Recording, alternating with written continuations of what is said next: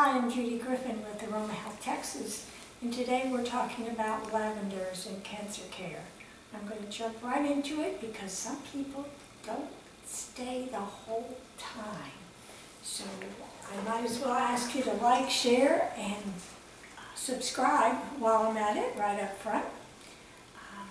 With lavenders, they have the property of linalool and linalool, I can't say it very well, acetate. It's soothing. It's a pain relief. They actually work with eliminating the feeling of pain in the body. They have antibacterial, antispasmodic, anti-inflammatory, which is especially good for cancers. And people have a lot of pain sometimes with cancer, so the anti-pain part of it is very, very important.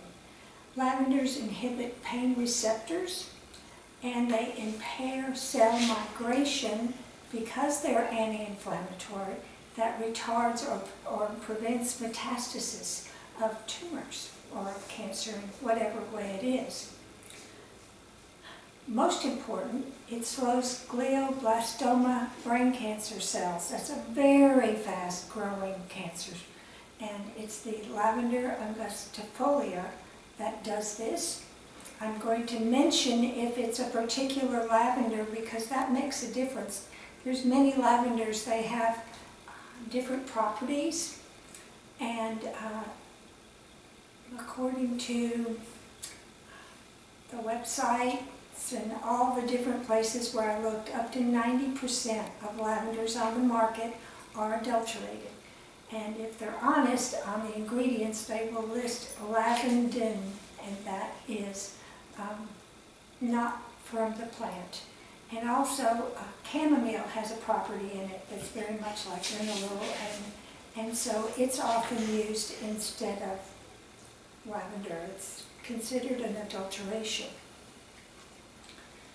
So we have lavender stochas, which is the one that looks like bumblebee type blooms, and they are very active to prevent melanoma cells from growing and metastasizing.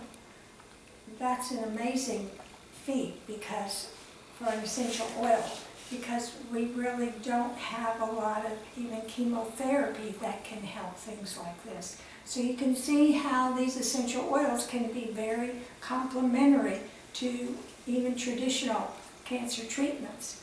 On prostate cancer, Lavender Angustofolia again suppress tumor growth and on prostates, and there's a non-prostate hormone cell, DU145 is what it's called. It's inhibited that growth of cancer prostate cells also. So lavender for men works on either type of prostate cancer, non-hormonal or hormonal. We won't find this the same with breast cancer. Lung cancers, especially the non-small cell lung cancer, the Angustofolia again inhibits cell growth, and that's very important, especially because it works with cells that maintain phospholipids. So it's going to deteriorate the cancer cells from being able to promote themselves. Very important. Lung cancer is not given a chance to be well researched because so many people don't live along with it. They live about a year, and that's been for a very long time, too long. So lavender should help this. Then we have hepatic cancers, and lavender helps to the proliferation of liver cells with specific functions that are indefinite. Liver cells certain of the liver cells can replenish themselves. Those cells don't really die or slough off. And it's these cells that lavender helps by being cytotoxic And liver cancer is another one that can be very difficult to cure because the liver processes all the blood and everything going through our body, so it's easy for liver cancer to go anywhere. But not when lavender essential oil's there, because it's cytotoxic, means it kills the cells, okay? We do have cautions with breast cancer because lavender is estrogen sensitive, and some people, maybe not all, but some people around lavender will make estrogen in the body, even males. I've had clients where young men grew very large breasts because their mother was just putting a dab of lavender on them before they went to school. By the time they hit teenager and the hormones came prominent, then it became a big problem.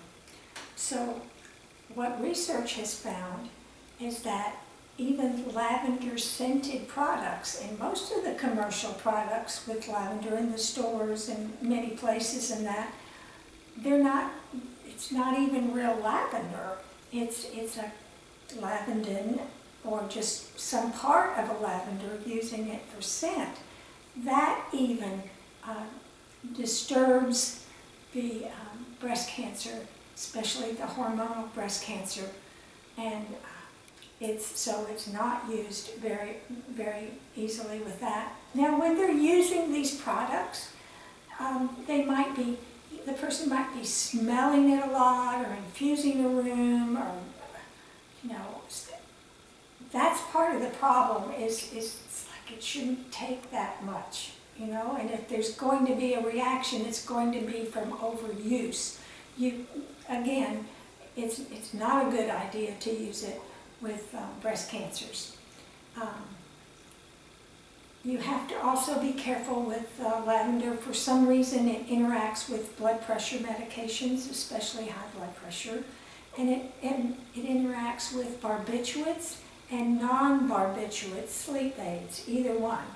So, always good to ask and find out. Lavender is also neuroprotective, related to dementias, and that's really important. If you are a lavender lover, that you are actually protecting your neurological cells against having a problem with dementia, the Dow from the Alzheimer's, and it's all from inflammation. More important, especially in hospitals, is lavender is very protective for MSRA, which you can actually get in a hospital. It's a multi-resistant staph, and MSSA, which is another form of it, and people can lose parts of their bodies from it, especially if it goes internal. It's very deadly. And lavender has a lot of effect that is positive for healing this illness. MSRA can come back, and the reason is because it produces something called a microfilm that's like armor around the cell. So the antibiotics and things that they give the person are not breaking through that microfilm, but lavender can. It can help, okay? I can't say it's going to do 100%, but I know it helps because I've seen it, and I've worked with many, many patients with it. There's also patient quality care and management that lavender comes in with. And I used it with many, many stem cell and bone marrow transplant patients with organ transplant and sickle cell anemia, cardiovascular, pulmonary, surgical recovery, and just going into surgery to calm people down. Hey, it helps. It helps improve recovery. And of course I use it with hospice patients. Just to go over some of the protective or healing qualities. We know about anxiety and sleep quality, but it's also a smooth muscle relaxant. The smooth muscles come, like in your intestines and stuff. The other kind, or exoskeletal muscles, come from your back there. Two different kinds. So it also helps to reduce migraines, and it helps to reduce the intensity of migraines, and then it helps people to get over them quicker. And the sooner you treat a migraine, the better, with whatever you're using. And it helps to reduce labor pain, and believe it or not, there are cancer patients that are pregnant and they go into labor, and then we can give them a little bit of lavender. It's not internal, for heaven's sakes. It's just smelling or a little dab on the wrist. It's amazing when you give people just a little bit of support how far they can go with it. It also helps to enhance the healing of where they cut a woman open to allow the baby to come out easily. It's episiotomy. So that's impressive to me. Of course, it helps depression, and it is an antifungal, antibacterial. We've used it in wound care in hospitals just very, very successfully. And also, I usually use spike lavender because it has a higher amount of ketones and a camphor scent and effect. So it's very, very good for wound healing. It's good for arrhythmias in the heart, balancing that out. And if you don't, the person can have a stroke.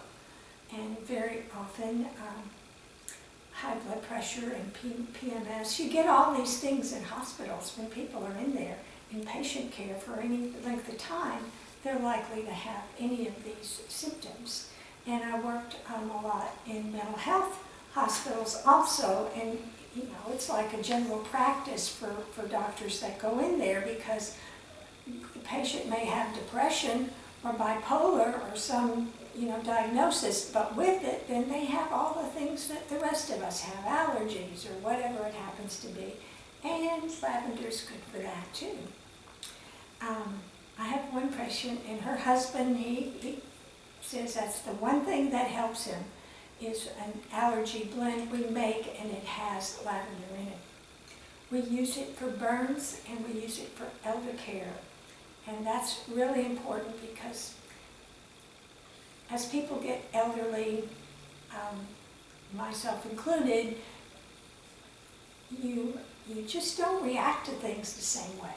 You can't give elderly people a lot of the opiates if they have pain, but you can give them lavender and massage that on, or however you do it, and it will actually help them more sometimes than the medicine. It's just the way things work. It's like the older you get, the more you're childlike in that sense. Your body goes back to that very sensitivity. And if you're interested, I have the Foremost Medicinal Lavenders blog on my website at aromahealthtexas.com, and we offer different lavenders, and there's other sites too that'll tell you which lavenders they are selling, because otherwise you're just getting a mix of many different things, and oftentimes it is the lower lavenders that are in there, not the higher quality ones. I've had people give me their lavender to smell, and it's like, it's terrible. But you don't want to say anything because they like it. Okay, and it probably does them good, but I know it's not just lavender in there, because you can tell the difference. Anyway, I hope you send me your questions. You don't question enough. I know I'm not that good that you don't have some kind of question or situation